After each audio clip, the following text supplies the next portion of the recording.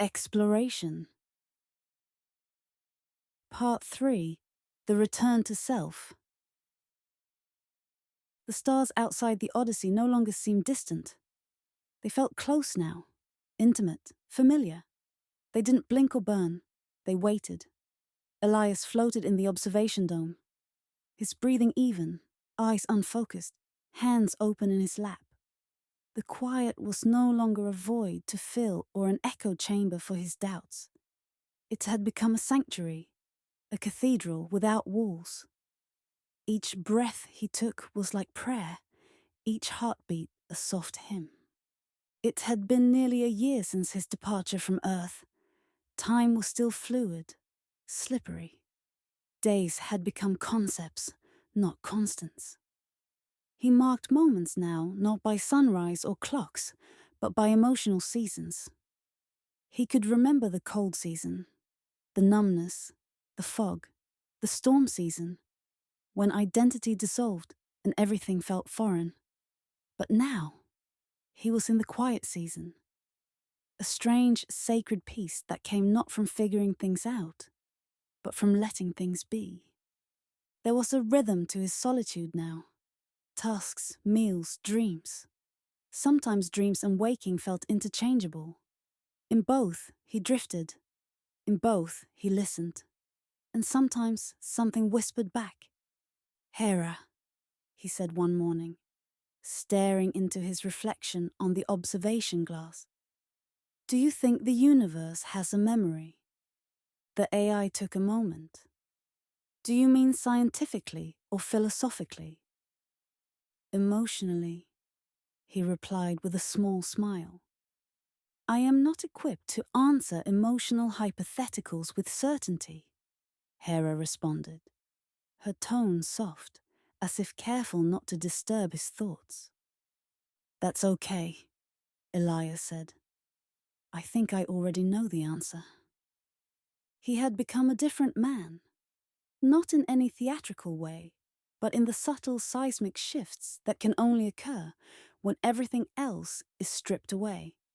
There was no audience, no narrative to uphold, no version of himself to perform. There was only Elias, the boy who had stared at stars, the man who had buried himself in routine, the soul that had somehow found its way back through the void. He remembered now the day he'd volunteered for the mission. He hadn't done it for exploration. Not really. He had done it because he didn't know how to stay. On Earth, everything had felt like noise. His connections felt brittle, like they'd snap under the weight of honesty. He had worn a uniform of confidence, of leadership, but beneath it, he was lost. And out here, in the infinite quiet, he had finally admitted that truth. He had let it breathe, and the universe, far from punishing him, had held him gently in its quiet palm. One evening, he sat in the mess hall with a warm drink in hand. Synthetic coffee that tasted vaguely of chocolate. He closed his eyes and listened to the hum of the ship, not analyzing it, not checking for faults, just listening. And that's when he heard it. A sound, not from the ship, but from within him. A memory, but not one of sight or sound. A memory of connection, of belonging.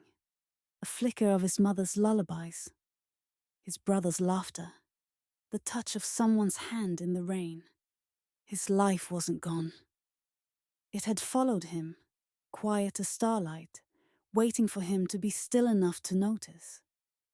"I think I'm ready," he whispered to himself. Hera, always listening, replied, "Ready for what, Commander?" "To come home." Silence followed. Not heavy, just respectful. "There is still another cycle before re-entry protocols begin," Hera said softly. "I know," he replied. "But let's begin the preparations." Over the following days, Elias moved with clarity. Each task had purpose, not just as part of the mission, but as part of his return.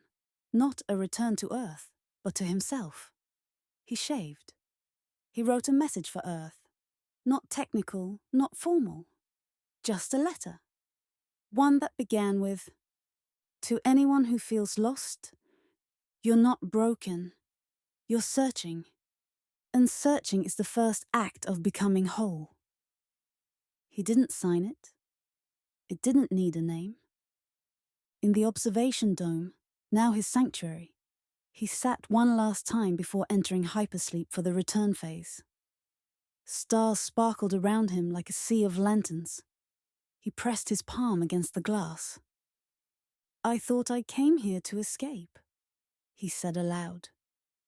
"But I came to remember." He closed his eyes. And then, without fanfare or bright lights, the dome around him slowly dimmed as Hera initiated sleep sequence. "Good night, Commander," Hera whispered. "Good night, Hera," he replied. And then the chamber filled with soft mist, his body settling into the cradle of artificial slumber. His last thought was a quiet, steady promise: "I will carry this stillness back with me." Epilogue. When the Odyssey returned to Earth's orbit years later, its signal was strong and clear. The mission was a success, technically, but what Elias brought back could not be charted on graphs or stored in data cores. It wasn't in the readings or the scans. It was in his eyes. The way he looked at the sky now. With awe, yes, but also gratitude. As if he'd made peace with the silence. As if he'd met himself in the dark and came home whole.